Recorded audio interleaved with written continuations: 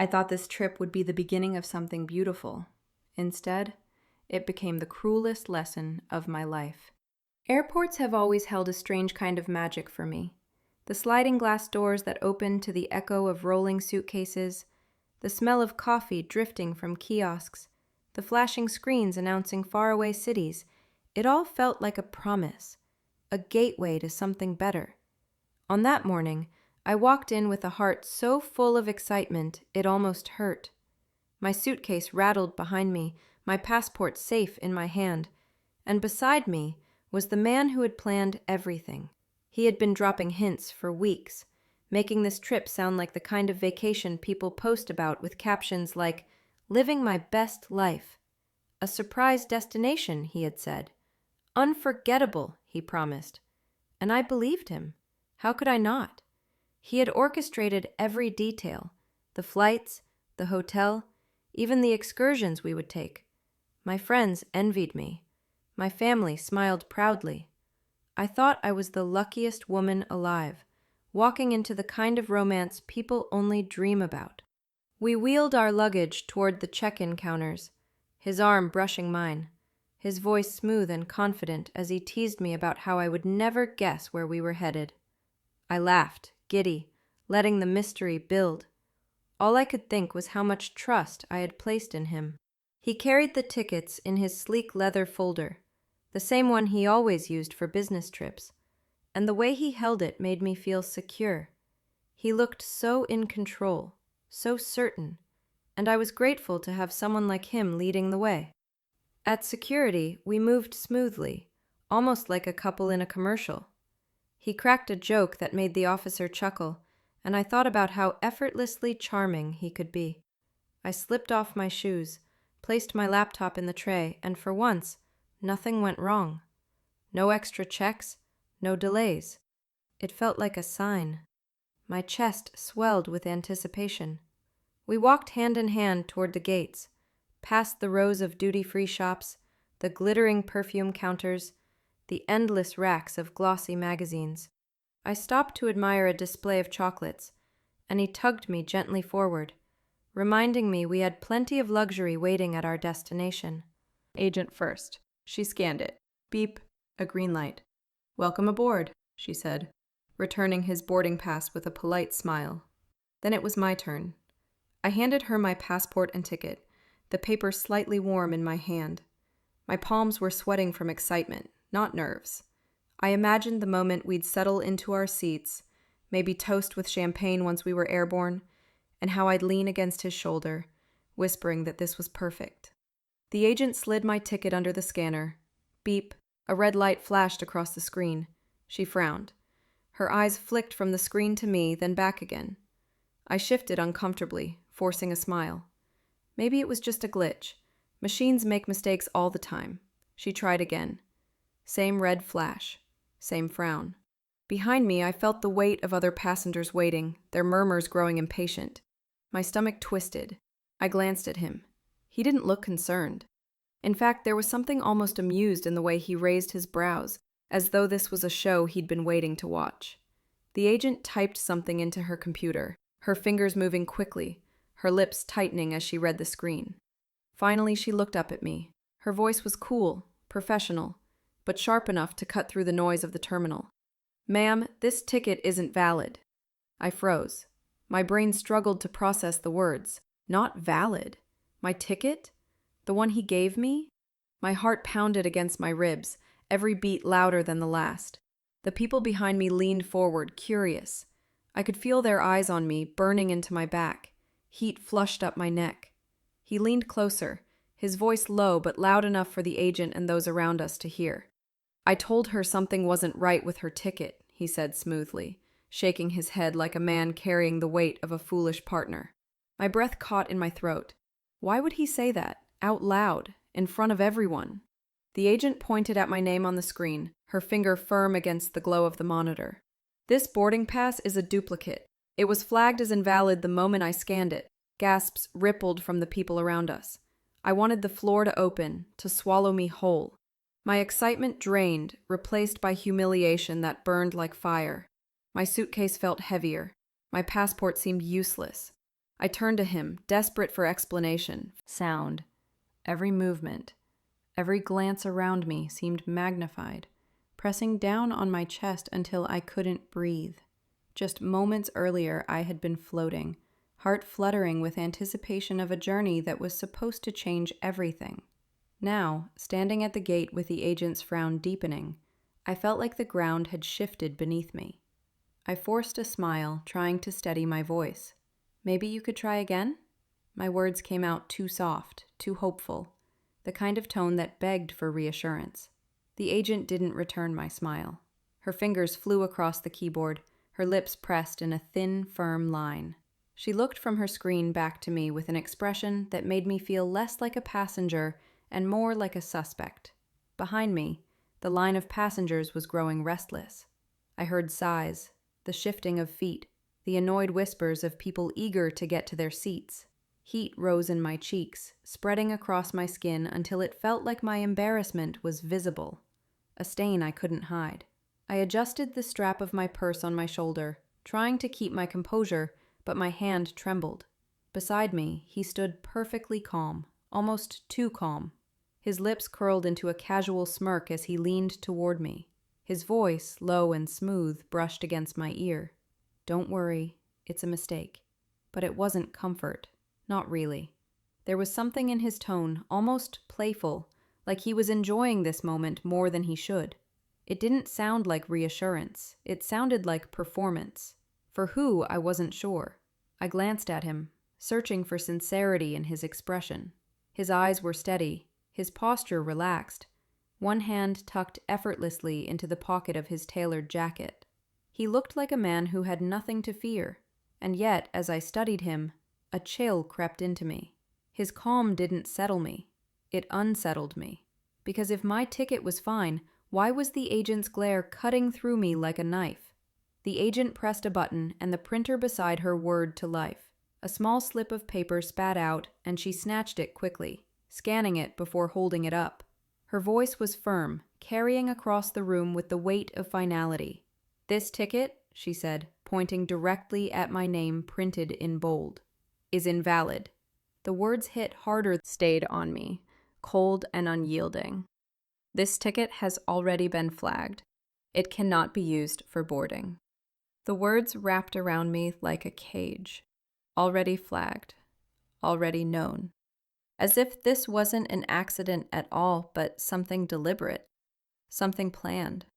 I turned to him again, hoping, praying for support. His expression hadn't changed. Still calm, still smirking, though now there was something sharper in his smile. Something that almost looked like satisfaction. He didn't step forward. He didn't argue on my behalf. He didn't demand that the agent check again. He simply leaned closer, his lips brushing against my ear. And then he said the words that froze my blood.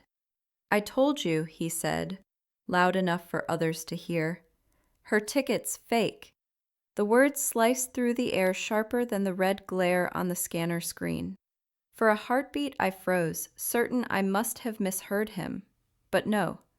Every pair of eyes behind me confirmed it. I felt them before I even turned. The startled blink of a young woman clutching a tote bag, the skeptical tilt of an older man's brow, the curious lean of a teenager craning his neck. They had all heard him. And worse, they believed him. My skin flushed hot, heat racing up my neck into my face until even the roots of my hair seemed to burn. It was the kind of shame that leaves you disoriented, trapped in a spotlight you never asked for. Around me, the gate line buzzed with whispers, small but sharp. Strangers murmuring theories, strangers deciding who I was in the space of 30 seconds. I turned toward him, desperate for the reassurance only he could give. We were supposed to be a team, partners stepping into our dream trip together. This was the moment he'd put his arm around me, speak calmly to the gate agent, and untangle the glitch with charm and ease. That's what I wanted. That's what love was supposed to be. But what I saw instead made my chest tighten. His lips weren't pressed with concern. His brows weren't furrowed in confusion.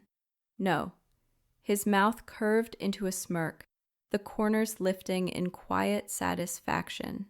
His eyes, this trip to be stress-free, seamless, perfect. And I had believed him. Completely. Now my hands felt useless as I clutched my passport tighter, as if the worn Navy booklet might somehow redeem me. Can you show her the email?" I asked, my voice shaky but still hopeful. "The receipt? You have it, right?" He tilted his head, sighing the way a parent sighs at a child who forgot their homework. His voice was low but loud enough for the line behind us to hear.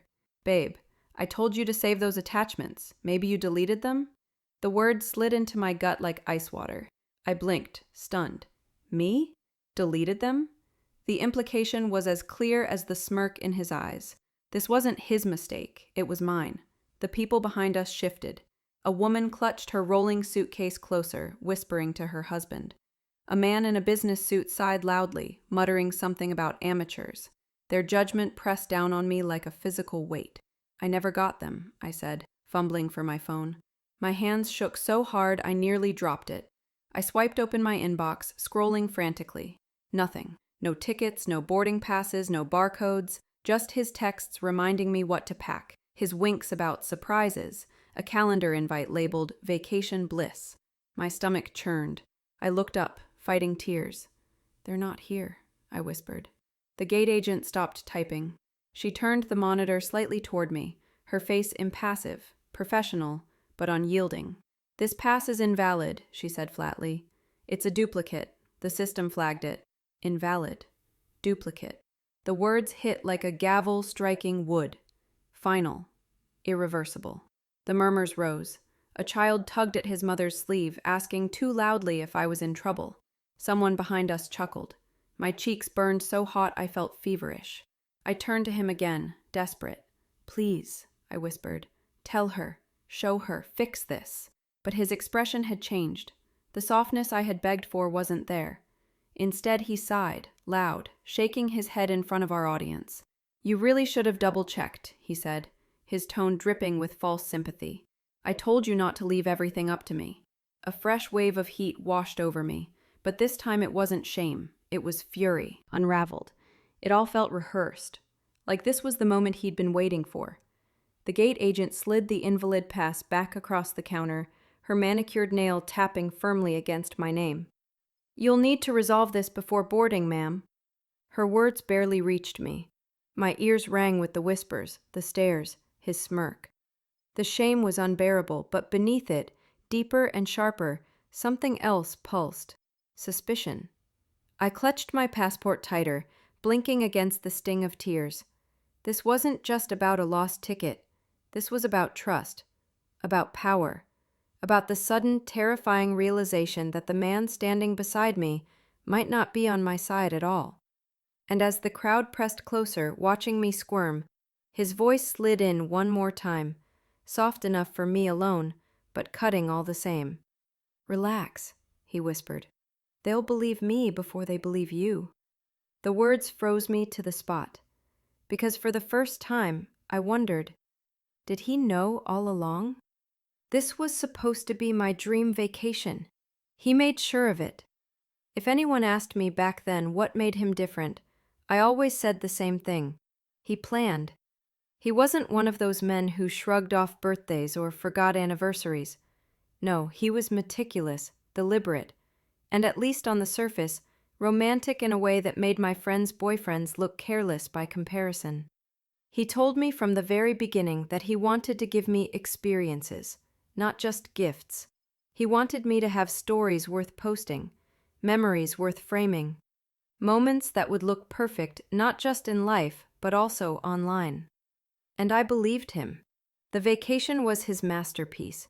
He dropped hints for months, each one crafted to build suspense. A random text in the middle of the day. "Do you prefer sunsets on a beach or a mountain view?" A photo he'd send of an exotic dish captioned, "Can you imagine us eating this?" Every clue was a breadcrumb, and like a fairy tale heroine, I followed. When he finally revealed it, a 2-week escape across Europe with stops in Paris, Rome, and Santorini, I thought I had stepped into a dream. He had it all mapped out. Candlelit dinners by the Seine, gondola rides in Venice, sunrise photo shoots with whitewashed cliffs and blue-domed churches spoil you for once. If I pressed, he'd lean closer, lower his voice, and tease me. Don't ruin the surprise, trust me.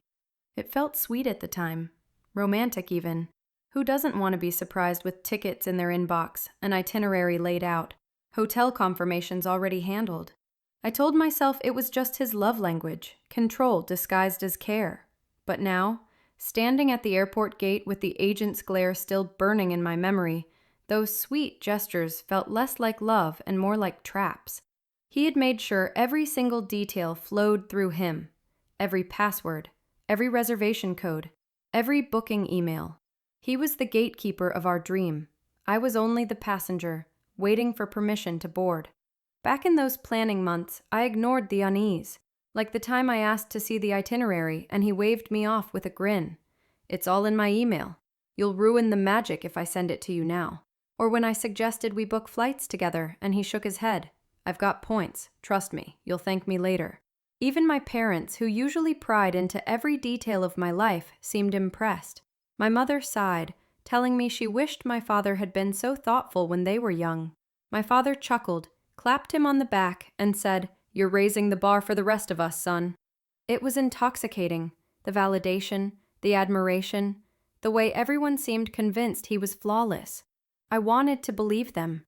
I wanted to believe him. But beneath the glitter of his promises, a tiny whisper lived inside me.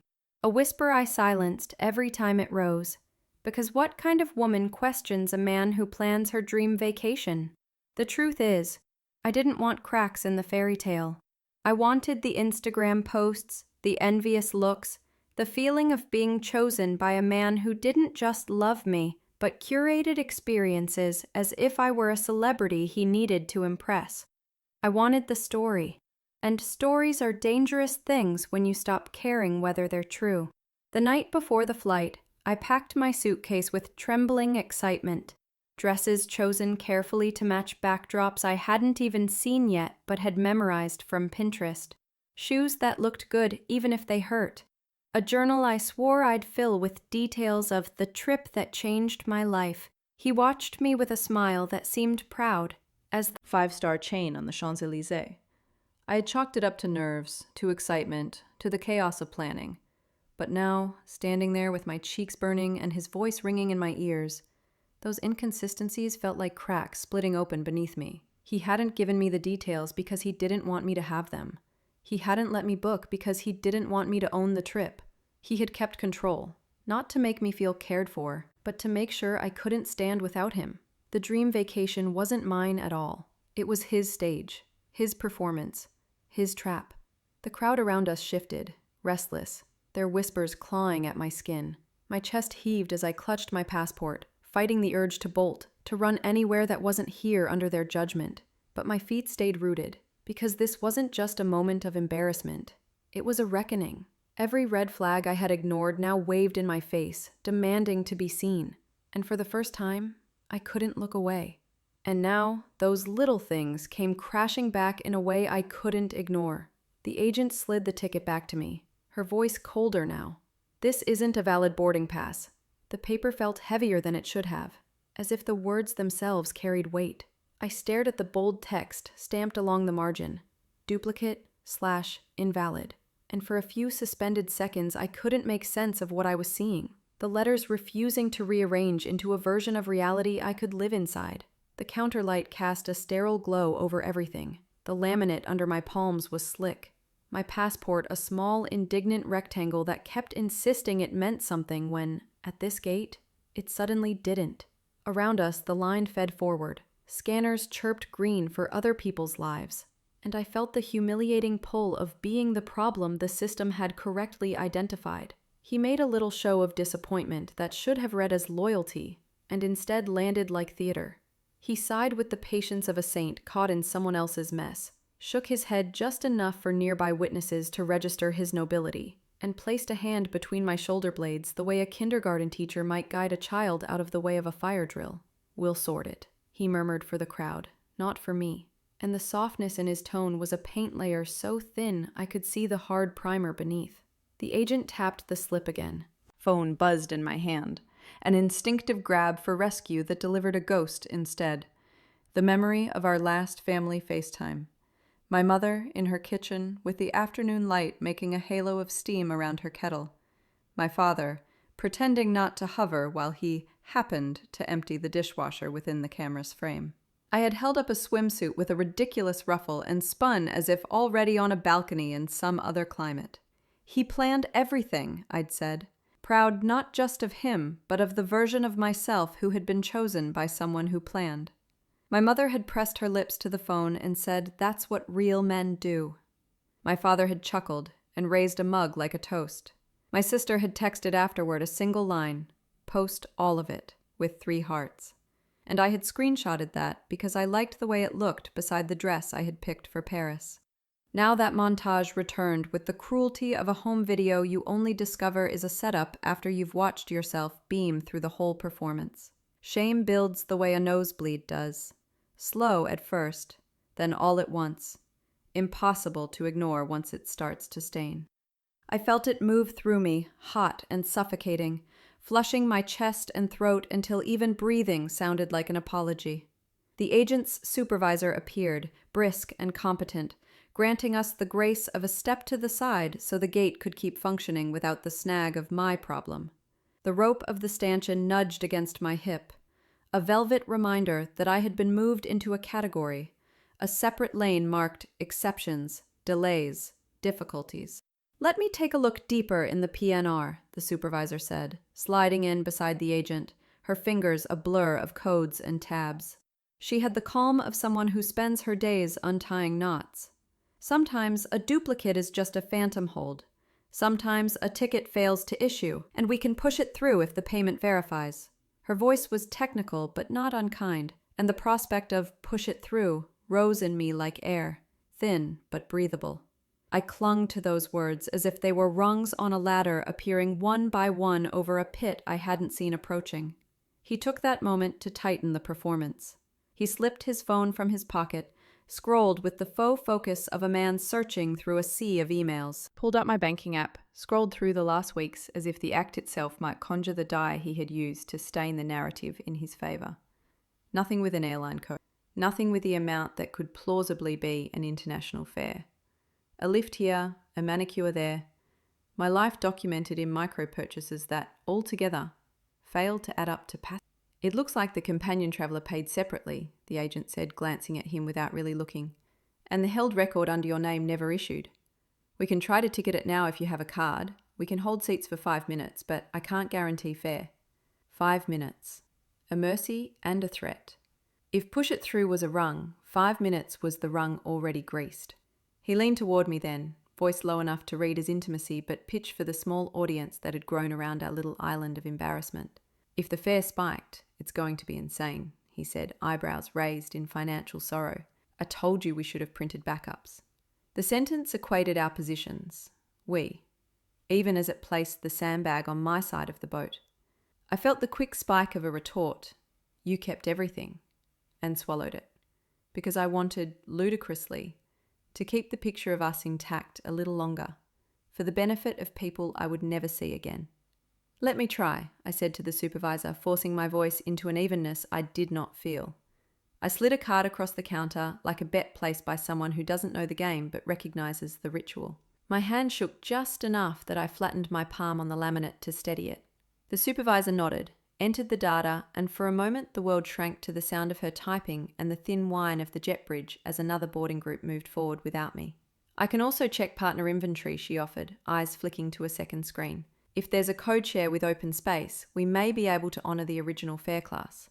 She was speaking the language of the gods who decide who flies and who waits. It soothed me to be in the presence of someone who could translate. A small band of relief tightened around my ribs.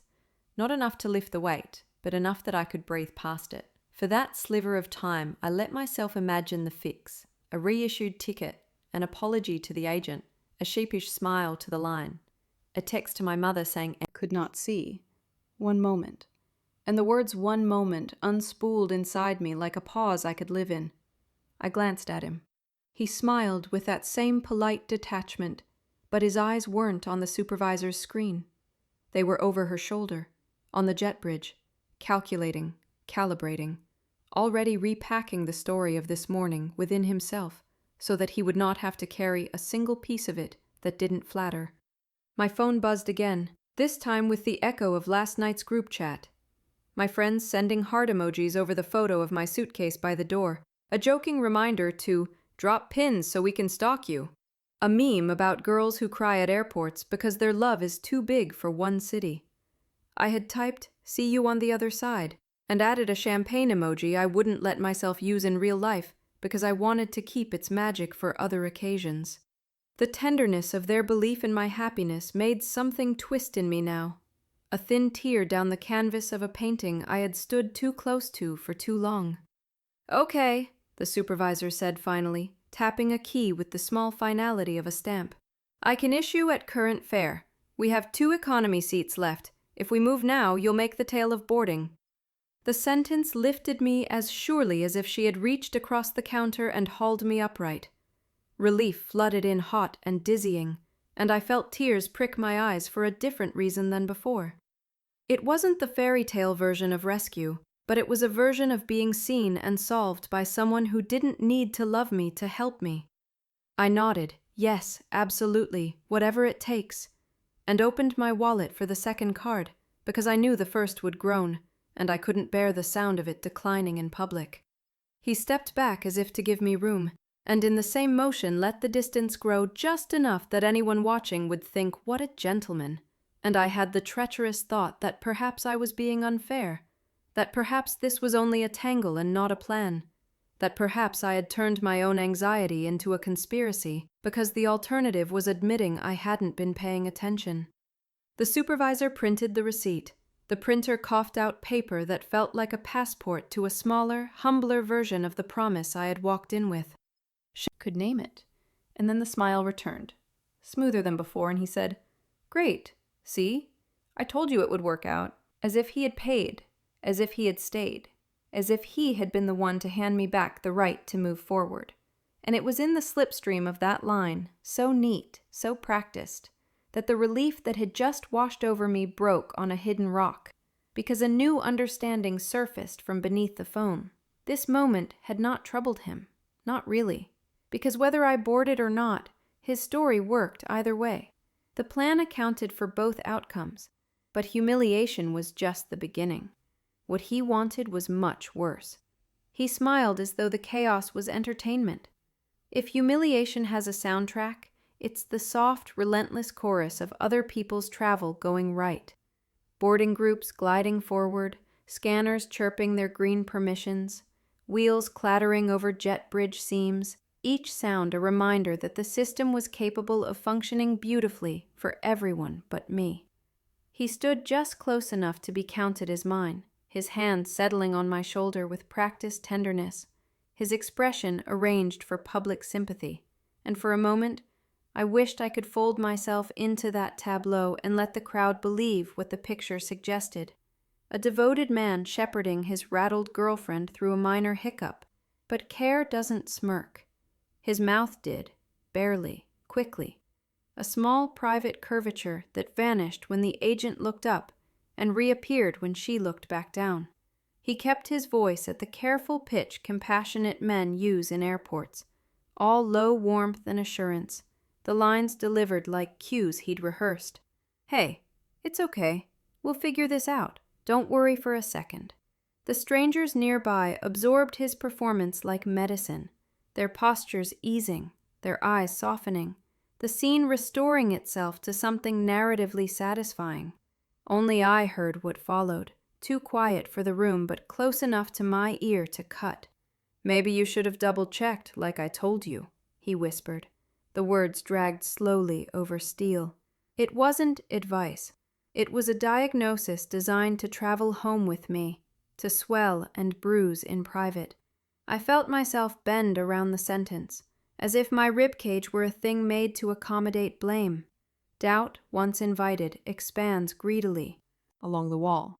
"We can't honor the old price on an invalid boarding pass.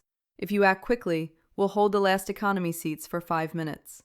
Her professionalism had the clean edge of a scalpel. It didn't promise comfort, only procedure. He nodded gravely, the way men nod when they are about to make a show of generosity, then patted my shoulder again so the audience wouldn't miss it. If it's gone, he murmured. For them. Then for me alone, added.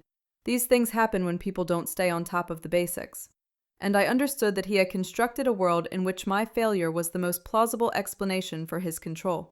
I opened my wallet with hands that had turned unskilled, slid a card across the counter, and felt the dense, ungainly weight of being watched by people who had already decided what kind of woman doesn't keep her own house in order.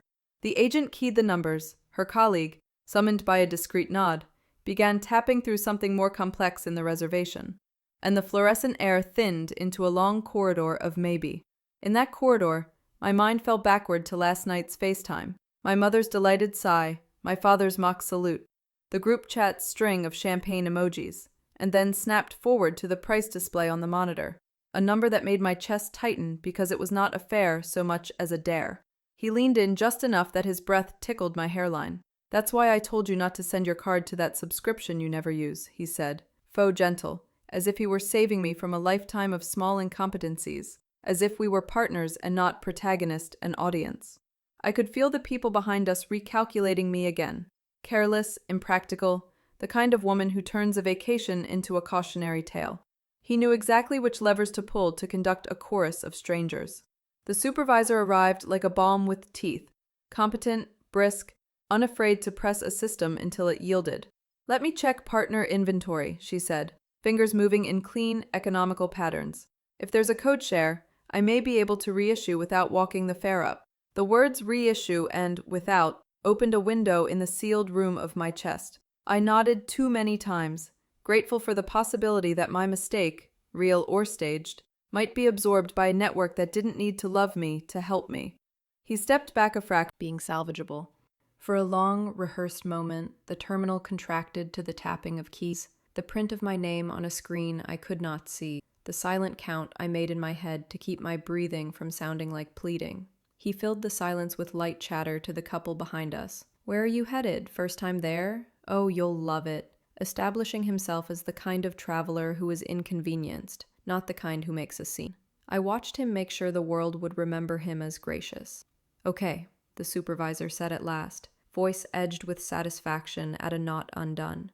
I can protect your original routing at partner fare. I'm issuing now. The relief that flooded me made my knees momentarily unreliable. The humiliation didn't vanish, but it stepped out of the spotlight, replaced by something steadier and less bright. Procedure had found a way to thread me back into the grand machinery, and despite everything, the sound of the printer felt like forgiveness. I exhaled, a long, trembling ribbon of air. The agent tore the paper with swift authority, slid me a fresh boarding pass, and gave me the smallest smile that said, "You're fine now. Go." An ache bloomed behind my eyes. Not grief, but the aftershock of being rescued by someone who wanted nothing from me except accuracy. For a heartbeat, I believed it might all be okay, the morning dissolving into an anecdote we would later tell at dinner when the first glass of wine had softened the edges. I turned to him with that fragile readiness to forgive that comes in the first minutes after panic recedes. He was already smiling, but not at me, at the timing. "See?" he said smoothly, the word landing in the space procedure had created. I knew it would come together, as if he had typed the codes himself, as if my name had exited his mouth and entered the system as a solution. The line behind us nodded one last time in agreement with the picture they preferred. The calm man, the dramatic woman, the capable airline, the civilized world in 3 neat parts. We stepped aside to repack what the moment had disordered, boarding pass with passport, wallet zipped, phone back into the purse, and for the first time since the scanner had flashed red, my hands felt like they belonged to me. I could sense relief beginning to do its slow, merciful work, stitching me back into the day I thought I was owed. Somewhere down the "Guess you'll have to stay behind." Why was he so calm while I was falling apart? The question didn't arrive as a thought so much as a physical sensation, a cold ribbon tightening around my ribs, while the terminal reassembled itself into movement and order. I held the newly issued boarding pass like a fragile passport back into a life that could make sense. willing the tremor out of my fingers while the agent moved on to the next passenger with the merciful indifference of someone who fixes what she can and refuses to own what she can't. Behind me, the line flowed. The scanner chirped green for other people's stories, and I tried to believe that mine had just been nudged back onto its rails. But then the overhead chime sounded. The gate agent lifted her mic, and the words that came over the speaker cleaved my relief neatly in half. Now boarding Group 2. He glanced up as if summoned, and the entire tableau refocused around him. He didn't check his watch, didn't scramble, didn't do anything that would suggest he felt the way I felt, jagged, raw, newly stitched together. Instead, he slipped his phone into his jacket with the practiced ease of a frequent flyer and drifted toward the stanchions with the posture of someone who expects the doors of the world to open on cue. I watched the light catch the edge of his shoulder as he moved. Even gravity seemed to accommodate him. "Great timing," he said, smiling like a man whose day was trending exactly as forecast. "You should be good now. I'll get on and grab the bin space. You settle the rest." Settle the rest. The phrase landed with the same casual brutality as his last whisper, dressed in courtesy and edged with dismissal.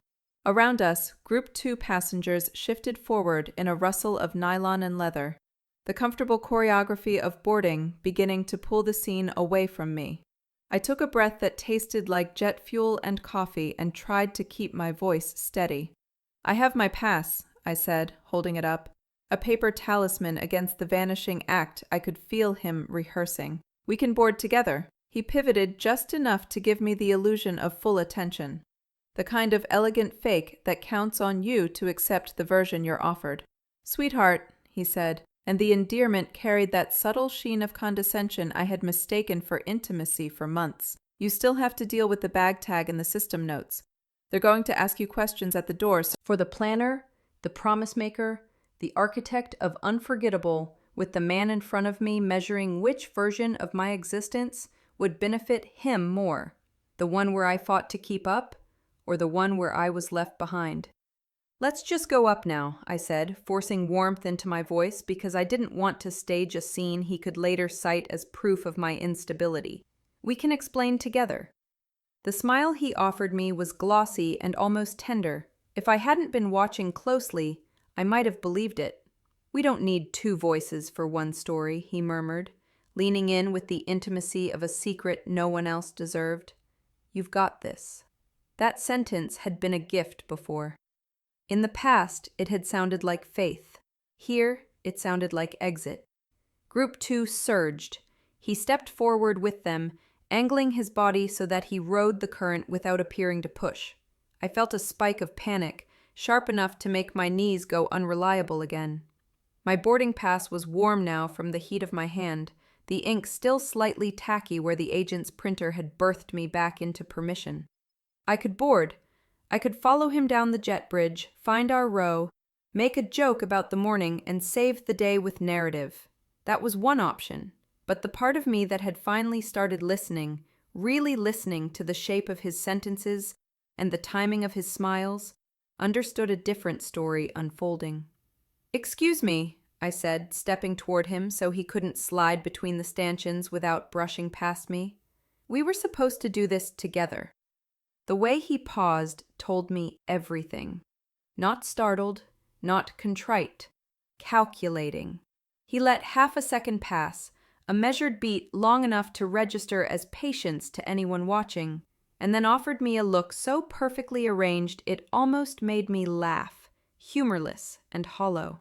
"We are doing it together," he said, pitching his voice just high enough to allow the line behind us to hear the virtue in his phrasing. "I'm helping by not complicating things. You know how you get when there are too many variables." The accusation landed with the precision of a habit. For a flash of memory's length, I saw myself in a dozen small scenes. Me apologizing for asking to see receipts because it stressed him out. Me laughing tone now that our audience had stepped forward. "You've made a mess. Fix it. I'll see you on the plane." He reached for the post to lift the strap, and I moved instinctively, not stepping into his space so much as refusing to cede mine. For a breath we stood there, the fabric taut between us, the small physics of the moment revealing a larger truth. He had been practicing separations like this long before we reached the gate. The gate agent glanced up, sensing friction without context. "Ma'am," she called, gentle warning wrapped in customer service brightness, and in that instant he transformed again, shoulders easing, face smoothing, hands up as if to say, "See, I'm not the problem here." He took half a step back, and with the air clear for witnesses, tilted his head toward me with a smile as warm as a closing door. "What do you want me to do?" he asked, feigning surrender so carefully it almost passed for care. "Miss boarding? Lose the space? Make us both miserable?" Us. The pronoun did its work, and for a second I felt the old gravitational pull toward the picture he liked to paint. A team, a unit, an us that justified any means. But even as the reflex tugged, the newer voice in me, a voice sharpened by the sting of his whispers, steadied by the agent's clear-eyed rescue, began to narrate the scene differently. His ticket had scanned perfectly the first time. His face had never cracked with worry. His performance had always been calibrated more for the line than for me. He was not solving anything now. He was curating his exit. "Group 3 now boarding," the agent announced, and the chime that followed felt like a cue in a play he'd staged. He smiled as if the universe were agreeing with him. "That's me," he said lightly, already shifting his weight toward the lane. "Text me if you get stuck again." Again. The word made my jaw clench. I looked at my new boarding pass, then back at him. "I'm not stuck," I said, hearing, for the first time, steel in my own voice. "I'm boarding with you." He paused one more time, and this last look was stripped of polish. No witnesses, no need to pretend. "You're boarding if they let you," he said softly, the kind of softness that cuts. "I'm not missing my flight because you can't keep track of basics." The thesis he'd follow, adapt, excuse, forgive. And then another part, a part I recognized as the same one that had reached for the supervisor's mercy instead of crumbling under his blame, rooted me to the spot. The agent at the podium looked up, reading the conflict stamped across my face with the accuracy of someone who had seen versions of it before. She didn't smile this time. She didn't coach. She just extended her hand. "Boarding pass?" I passed it over and braced for a second round of red, the ghost of humiliation twitching in my muscles. The scanner chirped green. It was such a small sound, and yet it loosened something inside me I hadn't realized I'd clenched. Permission. Not from him, from the system, from the world, from myself. "Welcome aboard," she said, handing it back, and the words landed like a hinge swinging open. I stepped into the mouth of the jet bridge, the recycled air cool on my cheeks, the carpeted slope narrowing the world to a tunnel where I could hear only the mechanical heartbeat of the plane and the thud of my own. He was ahead of me somewhere, yes, already arranging overhead bins, already claiming armrests, already composing a version of this morning that would protect him from the truth. But the straight line between his plan and my compliance had just... Halfway down the bridge, I slowed. The whistle of conditioned air filled the space, and in that pause, the past hour rearranged itself again, not as a humiliation to be erased, but as a ledger to be read. His calm while I unraveled. His volume when strangers needed to hear a script. His convenience when procedure gave me back my name. The sudden switch was never sudden. It had been built out of smaller switches, countless ones I had let slide because they were wrapped in romance.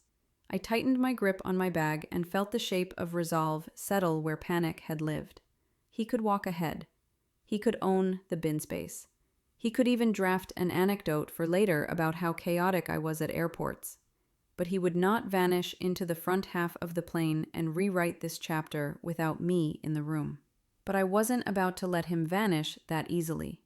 I ran after him, dragging my suitcase like a lifeline. The wheels screeched against the polished boarding pass burned in my fist. A piece of paper that proved I belonged on the plane, but not, it seemed, with him. "Wait!" My voice cracked, too high, too desperate. "Why are you doing this?" He didn't turn. If anything, his pace quickened, long strides that dared me to keep up. His posture was perfectly composed, shoulders squared, head held high, like a man walking toward opportunity instead of away from someone he claimed to love. Each step he took made the knot in my stomach twist tighter. "Talk to me," I tried again, louder now, and my voice ricocheted off the terminal glass. A few passengers stopped to watch. I saw their expressions, the judgment, the pity, the curiosity. Some shook their heads. Others whispered behind hands.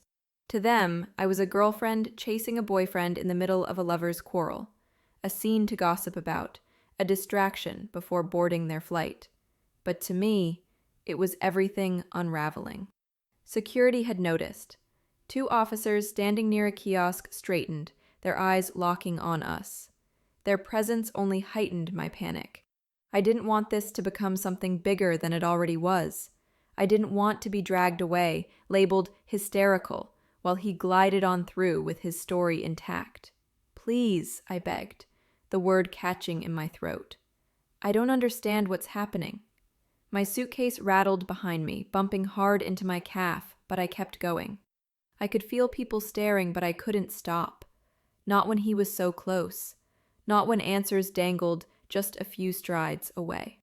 Finally, I lunged forward and caught his arm.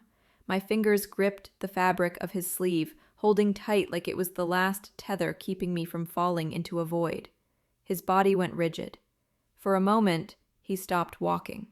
The crowd seemed to freeze with him, a hush falling over the air around us. He turned slowly, his eyes meeting mine at last. They weren't filled with guilt or concern or even irritation. They were sharp, gleaming, like glass under a cruel light. "Let go," he said under his breath, his voice low, dangerous. I shook my head, tears already burning at the edges of my vision. "No, not until you explain. Why would you humiliate me like that?" His lips brushed the air by my ear, his tone soft enough to seem intimate, but his eyes burned with the satisfaction of a knife twisting into flesh. And the words he spat at me cut deeper than the ticket ever could. "I never bought you a ticket. This was never your trip." The words slid into me with the precision of a blade, so clean at first that I didn't feel the wound, only the sudden, impossible quiet that follows an earthquake before the alarms begin to wail. His breath brushed my ear as he said it, intimate and poisonous, and when he pulled back to let me see his face, there was no trace of apology. There was only satisfaction. A hard gleam that told me he had rehearsed this line the way other men practice proposals, rolling it on his tongue until it landed with the exact weight he wanted. Around us, the terminal kept performing normalcy. Boarding calls, coffee orders, rolling suitcases stitching the floor into lanes. Yet the soundscape warped, tinny and far away, like I'd been plunged underwater. I loosened my grip on his sleeve without meaning to, fingers numbed by the shock of being told that the story I had been living was not a story at all, but a set design built to collapse. He didn't step away yet. He let the sentence hang between us like a suspended verdict, watching me absorb it, measuring the way my face changed, cataloging the precise moment disbelief gave way to comprehension. "You're lying," I said. But the protest arrived thin and breathless, the kind of denial a child reaches for in the second before tears. "I said what you needed to hear," he cut in, voice low, a razor carefully sheathed in velvet. "I told you I'd take care of everything because that's the version of me you like. But this," he added, flicking his eyes toward the gate, "was never for you. You don't make the cut when it counts." I felt the floor tilt, not physically, but along some axis of certainty I had mistaken for bedrock. Images flickered. His surprised texts, the glossy hotel photos, the way he'd pushed my hand away from his laptop with a laughing kiss, the red beep at the scanner, the agent's nail tapping duplicate, invalid. Very quickly. The sentence detonated something I hadn't let myself name. This wasn't about a botched booking. It wasn't about money or even the performance he'd staged at the gate. It was a stress test designed to measure my compliance, a humiliation engineered to recalibrate the hierarchy between us. In his schema, love wasn't a partnership, it was a ranking, and I had just been reminded where I stood. "Replace me with who?" I heard myself ask, as if the answer could cauterize the wound. He didn't answer. He didn't need to. The way his gaze slanted past me toward the jet bridge said everything. The trip wasn't just his, it was theirs. Whoever she was, an old arrangement or a new recruit, she existed in the future that waited on the other side of the door I'd been kept from all morning. I thought of my parents on FaceTime, the way my mother had pressed her lips to the screen, the way my father had saluted a man who planned, my friends queuing heart emojis beneath the photo of my suitcase by the door. Shame surged, hot and uncontainable, cresting into my throat. But braided through it now was something steady and mineral, the beginning of anger cooling into resolve. I saw the design of his morning laid out like a blueprint. Set me up to fail, narrate my failure as proof of my inadequacy, step onto the plane untouched by consequence. "You planned to leave me here," I said. Not a question anymore. "You wanted me to chase you, to beg, to watch you walk away." He lifted one shoulder, a gesture so small and elegant it made me want to scream. "You're catching on," he said. "That's new." He checked the time with theatrical calm, the way men do when they want you to think you're inconveniencing not just them, but the world they move through. "Boarding's nearly done. I don't miss flights for dramatics." "Dramatics," I repeated, tasting the word and finding it bitter. "You engineered a crisis to prove a point, and I'm dramatic." He leaned in again, and this time his tone went colder, a blade without velvet. "I engineered clarity," he said. "You were useful for the build-up. You're not required for the payoff." According to expectation. I stood rooted as the jet bridge swallowed him, the tunnel humming with the breath of a plane that would carry him toward a life he had kept secret 2 feet away from me. The crowd behind me reanimated, threads of conversation weaving themselves around the empty space he left. I was aware of my suitcase handle biting into my palm, of the frantic pulse in my neck, of the sting behind my eyes that I refused to let spill here, under these lights, in front of these witnesses who had been coached by his performance to believe I was the architect of my own collapse. Then the world returned in pieces. The slap of shoes on tile, the scrape of a chair, the rustle of a newspaper. I drew a breath that shuddered at the edges and held it until the tremor subsided. The humiliation was vast, but in its shadow a colder certainty settled in, heavy and anchoring. He had gambled that I would take the blame and the silence, both. He had counted on me to disappear. I closed my fingers around the boarding pass the agent had fought to give me and felt, for the first time that morning, a narrow corridor open where the panic had been. He would board. He would curate the overhead space. He would text me a row number as if I were still invited to the story he was telling. But I no longer wanted his invitation. I wanted truth. I wanted proof. I wanted the part of myself that had accepted so little to meet the part that could demand more. I took one step back from the gate to steady myself, another to clear the lane for people who didn't know a war had just been waged beside them. The terminal's air felt cooler on my skin, the edges of the room sharper, as if humiliation had rinsed my eyes. My knees were unsteady, but I did not fall. I was cataloging. I was remembering. I was, against my will and because of his design, awake. And then a stranger's hand touched my shoulder. Sometimes salvation comes from the unlikeliest faces. The hand on my shoulder was steady, not demanding, not insistent, just present, the way an anchor is present when a storm wants to take you under. I turned, expecting another glare, another stranger's judgment ready to weigh in on the scene I'd just staged across the terminal. But the face that met mine was open. Performance. My throat tightened, but I managed to whisper, "Thank you." She squeezed my shoulder once, firm and reassuring. "People like him don't deserve to win," she said simply, as if stating a fact. like the departure time on a screen. The words landed with more weight than she could have known, echoing inside me, pressing against the shame that had threatened to collapse my ribs. Before I could respond, another voice broke through. "Ma'am?" I looked up to find one of the agents, the same supervisor who had fought to salvage my ticket earlier, standing a few feet away. Her face had softened now, no longer the brisk efficiency of a system untangling itself, but the quiet compassion of a human being who had watched something unfold and couldn't ignore it. "Come with me," she said. "We'll see what we can do." I followed her numbly, my suitcase wobbling against the tile as I dragged it behind me. The woman in the cardigan gave me a small nod, a silent message of solidarity, before disappearing into the flow of boarding passengers. I wanted to call after her, to cling to that lifeline of kindness, but the supervisor's presence demanded movement, and my legs obeyed. She guided me to a quieter desk away from the gate, where the noise of announcements and rolling luggage dulled into a distant hum.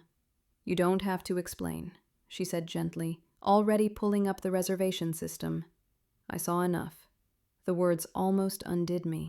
I bit my lip to keep the sob from spilling out, to stop myself from collapsing across the counter in a heap of grief and anger.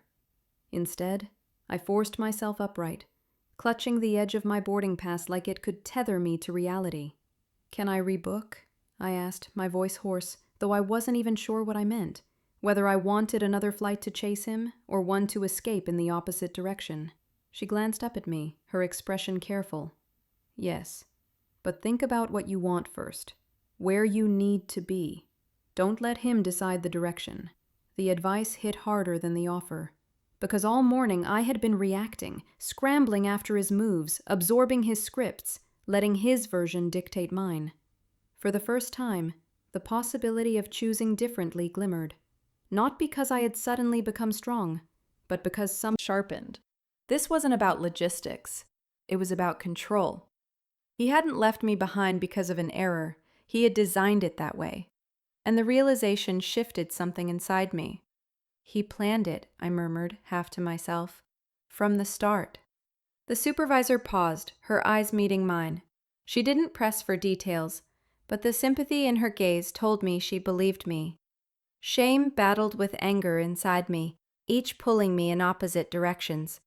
One told me to disappear, to shrink smaller, to board the next flight to anywhere and never speak of this again. The other told me to fight, to expose him, to make sure his cruelty didn't stay hidden behind that polished smile. I didn't know which would win, but at least now I had a choice. And then my phone buzzed. I looked down and saw the screen light up with a new email notification.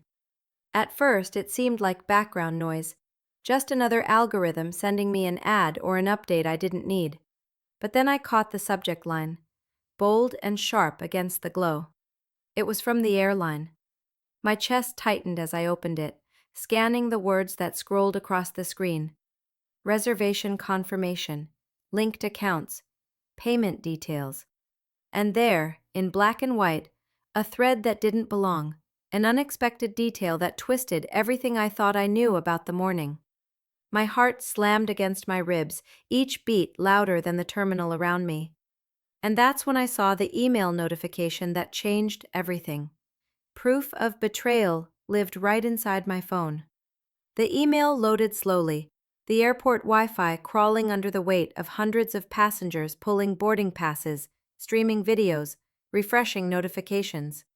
My thumb hovered over the glowing subject line as though pressing it might detonate something. When it finally opened, I didn't understand what I was looking at. Rows of text, reservation numbers, multiple linked accounts. And then, nestled between the codes and airline jargon, a detail that froze me in place. His email address. It shouldn't have been there. I had never given my phone access to his accounts. He had been obsessive about keeping his devices separate, never leaving his laptop unlocked, never letting me borrow his phone for even a quick search. Yet somehow, here it was, his email, sync. "She'll believe anything." The sentence was so casual, tossed into the thread like a joke about the weather, but the meaning hollowed me out. Every moment I had clung to as proof of love, the texts, the smiles, the promises, reduced now to a cruel inside joke. Another message blinked up at me, one of his friends replying, "Seriously? You're actually doing this?" And his answer, the nail in the coffin, "Of course, it's about time she learned what she really is." I stared until the screen dimmed and forced me to tap it back awake, as if the phone itself wanted to spare me from rereading the words. My chest tightened, tears threatening to spill, but anger kept them trapped. The public humiliation, the whispers at the gate, the way he had smirked while I drowned, it wasn't random cruelty. It was designed. My hands shook as I scrolled further. More messages, more proof. Photos of the trip itinerary, shared proudly with his group chat, annotated with mocking comments. One line cut through clearer than the rest. "She's so desperate to be chosen, she'll never see it coming." The room tilted. I pressed the heel of my hand to my forehead, trying to keep myself upright. Around me the airport bustled on, oblivious. A family laughed as they rearranged snacks into backpacks. A businessman muttered into his headset. A couple held hands as they wheeled matching luggage toward their gate. The world had the audacity to keep moving while mine had split apart.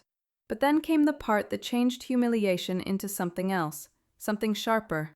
His most recent email sat at the top of the thread, time-stamped less than an hour ago. The subject line was a single word: my name. I hesitated, my thumb trembling above it. Did I want to see? Did I need to know what cruelty he had sharpened in that draft? But I couldn't stop myself. I tapped. And there it was, a detailed message addressed to someone else, describing me in language so cold it felt clinical. He outlined the morning like a report, each line crafted to paint himself as clever and me as gullible. "She'll be crying by now, probably begging. She won't make it past the gate. This is the cleanest way to cut ties." I gasped, my breath catching so hard it burned. He hadn't even hidden it. He hadn't even cared enough to delete the evidence. To him, I wasn't dangerous. I wasn't even worth covering his email to my cloud storage to a trusted friend back home. Insurance, witnesses. I wouldn't let him erase me from the story this time. My heart hammered, adrenaline pumping hot in my veins. The fear that had kept me small began to shift, transforming into something else, something close to resolve. He had chosen to humiliate me in public, to script a narrative where I was weak and disposable. But now I held the pages he hadn't meant me to see, pages that could turn the story against him. I sat back, my suitcase handle pressing into my arm, my pulse steadying for the first time since the scanner flashed red. My life still felt like it had been ripped open, but inside the wreckage was a weapon I hadn't known I had. The final email notification buzzed again as if to underline the point, the subject line glowing brighter than the others. It was my name. And then I saw the subject line of his most recent email. Her name. The email revealed a plan darker than I expected. I thought I had already reached the bottom. I thought humiliation, abandonment, and betrayal were the deepest layers he could carve into me. But as I scrolled further through his inbox, my stomach lurched with the realization that I hadn't even touched the core of his cruelty. The message wasn't vague. It was a confirmation email from the airline paired with a hotel package. Romantic escape for two. The words glared back at me, mocking me in their bold, cheerful font. Not just flights, not just rooms. A fiancé package, complete with champagne on arrival, couple spa treatments, a private dinner under the stars. I read it 3 times, each line a fresh knife twist. The name beside his wasn't mine. It was another woman's. My lungs seized. I pressed the phone closer as though proximity could make the details less damning. But they only grew sharper. 2 boarding passes attached, 2 hotel confirmations. My chest burned with humiliation so searing I thought it might consume me from the inside. He hadn't simply left me behind. He had replaced me, using the exact fantasy he had once dangled in front of me like a prize. I wanted to scream, to throw the phone, to collapse right there on the terminal floor. Instead, a trembling laugh bubbled out of me. Brittle and sharp, it sounded foreign. Cracked. People glanced my way, their stares pricking like needles, but I no longer cared. The shame that had kept me small shifted, unraveling for longer than I realized. His radio crackled faintly at his hip, his hand resting near it as though waiting for me to either collapse or explode. "You okay?" he asked. The question was simple, but it sliced through me. Was I okay? No. I was shattered, but in the shards of myself I felt something solid forming, a clarity that hadn't been there before. He took a step closer, his voice gentler now. Do you want to file a report?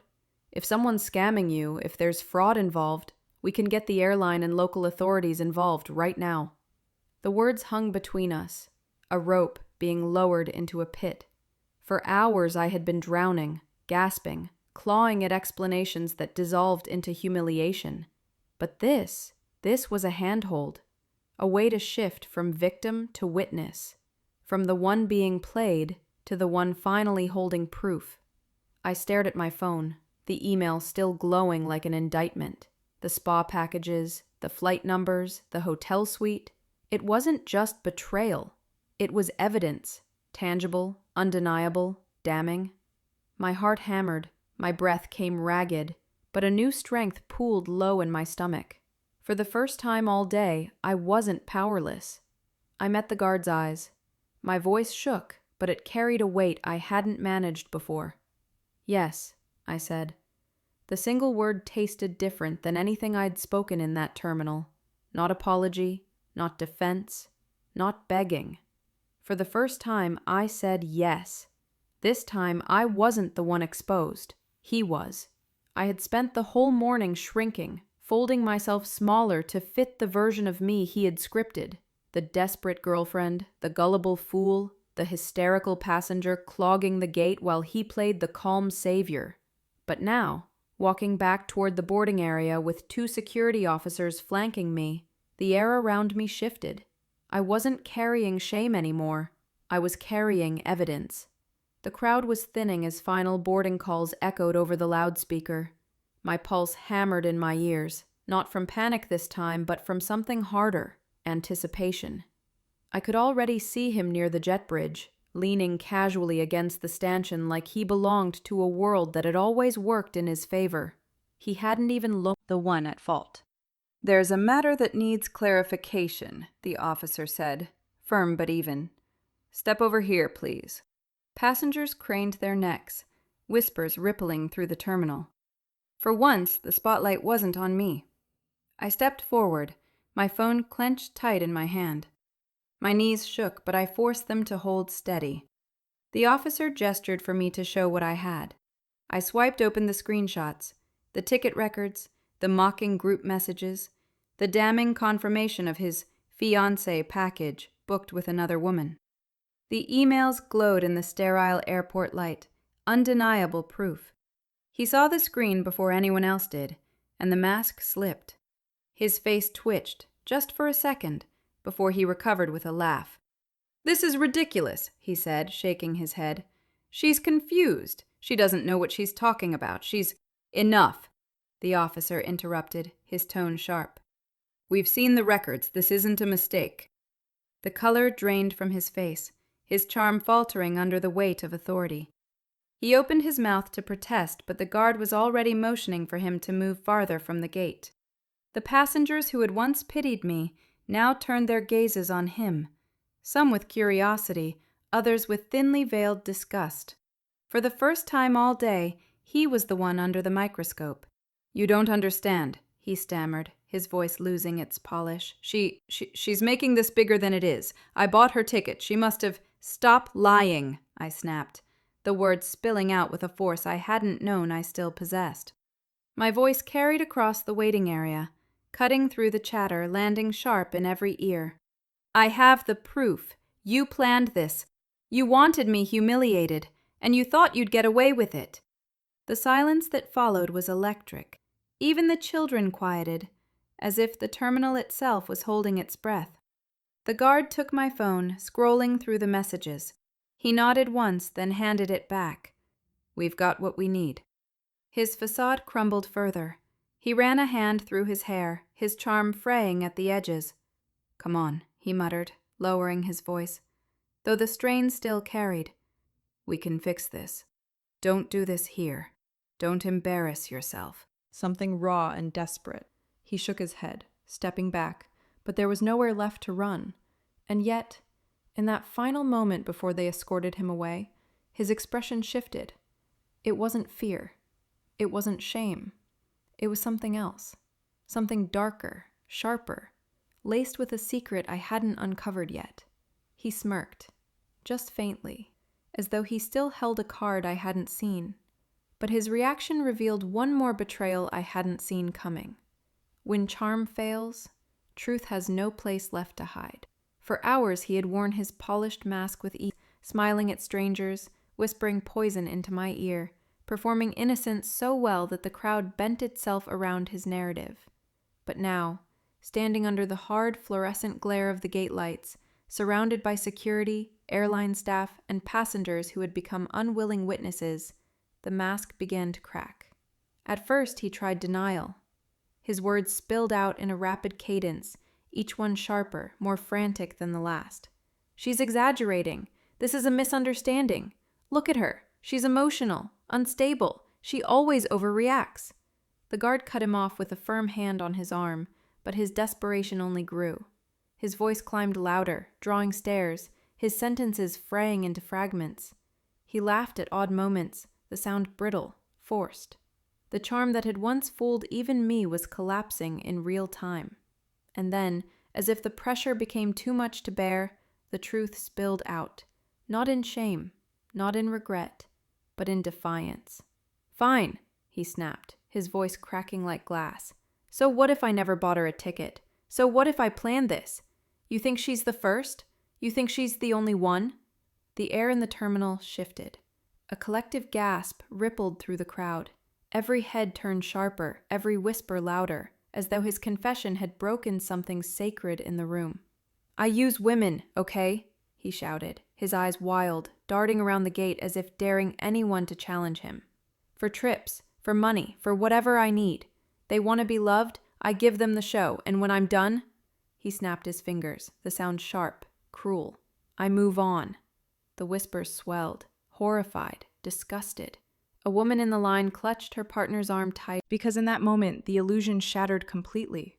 I saw him not as the man who had planned candlelit dinners or whispered sweet promises, but as a predator who thrived on manipulation, who collected heartbreaks like trophies.